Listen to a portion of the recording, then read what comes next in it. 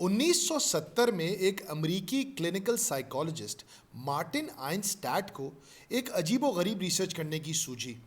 اس نے Britannica encyclopedia سے تمام بڑے بڑے انسانوں کا ڈیٹا اکٹھا کیا اور 573 انسانوں پر مشتمل ایک فہرست تیار کی، اور پھر اس نے ان انسانوں کے اوپر مزید ریسرچ کی اور یہ جاننے کی کوشش کی کہ ان تمام بڑے بڑے ناموں کے والدین کا کس عمر میں انتقال ہوا تھا۔ جو لسٹ سامنے آئی وہ حیران کن تھی۔ Julius Caesar, Napoleon Bonaparte, George Washington, Thomas Jefferson, Abraham Lincoln, Lenin, Stalin, Gandhi, Hitler, Bill Clinton, Mughal بادشاہ Akbar, Dante, Newton, Wordsworth, Nietzsche, Mark Twain, Michelangelo سمیت بے شمار افراد اس فہرست کا حصہ بن گئے۔ اور پھر جب میں نے یہ فہرست دیکھی تو مجھے فوراً یہ خیال آیا کہ اس دنیا کی عظیم ترین شخصیت محمد مصطفیٰ صلی اللہ علیہ وسلم تو پیدا ہونے سے پہلے ہی یتیم ہو چکے تھے، اور پھر وہ صرف 6 برس کے تھے کہ ان کی والدہ بھی ان کا ساتھ چھوڑ گئی۔ تو اب سوال یہ پیدا ہوتا ہے کہ وہ کیا بات ہے کہ جنہیں زمانہ کمزور سمجھتا ہے، مصیبت کا مارا سمجھتا ہے، کل کو وہی بچے دنیا کے لیڈر بن جاتے ہیں اور دنیا کے حالات کو بدل دیتے ہیں۔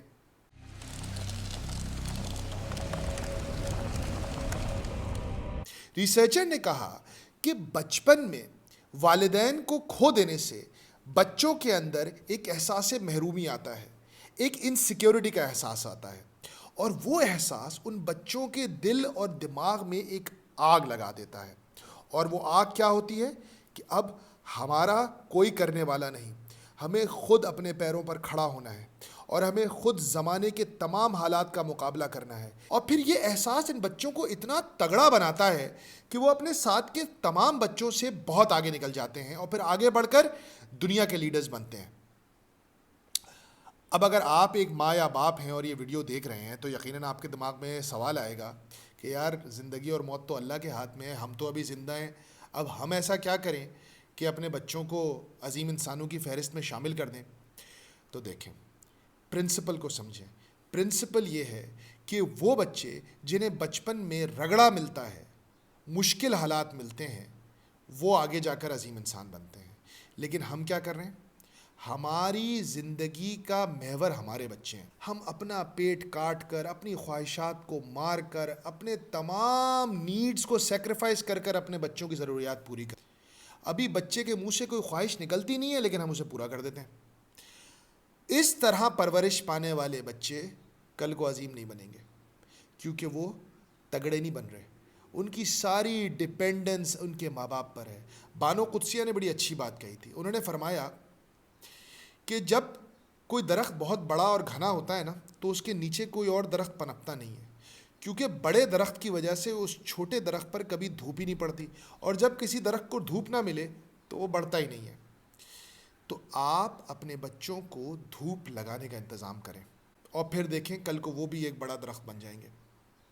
آپ ان کو ہمیشہ پروٹیکٹ نہیں کر سکتے، یہ آپ کے بس میں ہی نہیں ہے، چاہے آپ جتنی بھی محبت کرتے ہوں۔ ہمارا پرابلم یہ ہے کہ ہم اپنی پوری دیانتداری اور اخلاص کے ساتھ اپنی اولاد کا کام خراب کر رہے ہیں، اور کل جب وہ خود ہمارا خیال نہیں رکھیں گے اور ہماری رسپانسبلٹی نہیں اٹھائیں گے تو ہم ان کو گالیاں دیں گے، ہائی یہ کیسے ہو گئے؟ او بھائی آپ نے ایسا کیا ہے، آپ نے انہیں تیار کیا تھا کہ بیٹا آپ کو کسی چیز کی رسپانسبلٹی اٹھانے کی ضرورت نہیں ہے، نہ آپ کو اپنا کمرہ صاف کرنے کی ضرورت ہے، نہ آپ کو اپنے برتن دھونے کی ضرورت ہے، نہ آپ کو اپنے کپڑے دھونے کی ضرورت ہے، نہ آپ کو اپنا باتھ روم صاف کرنے کی ضرورت ہے، ہم ہیں نا، ہم سارے کام کریں گے۔ تو جب وہ ایسی پرورش کے ساتھ بڑھیں گے تو وہ کل کو بھی یہی کریں گے اور پھر آپ کو برا لگے گا۔ تو لہٰذا اگر آپ چاہتے ہیں کہ آپ کے بچے بھی عظیم انسان بنیں تو انہیں پیار کریں مگر انہیں تیار بھی کریں۔ جزاک اللہ خیر فار لسننگ۔ السلام علیکم ورحمۃ اللہ وبرکاتہ۔